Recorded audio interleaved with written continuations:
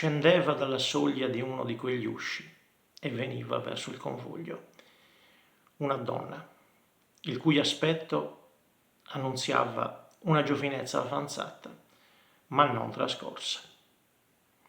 E vi traspariva una bellezza velata e offuscata, ma non guasta, da una gran passione e da un languor mortale.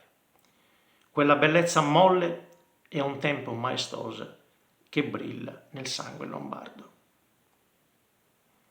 La sua andatura era affaticata, ma non cascante.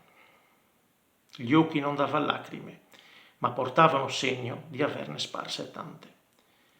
C'era in quel dolore un non so che di pacato e di profondo, che attestava un'anima tutta consapevole e presente a sentirlo. Ma non era il solo suo aspetto che tra tante miserie le indicasse così particolarmente alla pietà e ravvivasse per lei quel sentimento ormai stracco e ammortito nei cuori. Portava essa in collo una bambina di forse 9 anni, morta, ma tutta ben accomodata coi capelli divisi sulla fronte, con un vestito bianchissimo, come se quelle mani l'avessero adornata per una festa promessa da tanto tempo e data per premio. No, disse, non me la toccate per ora. Devo metterla io sul carro.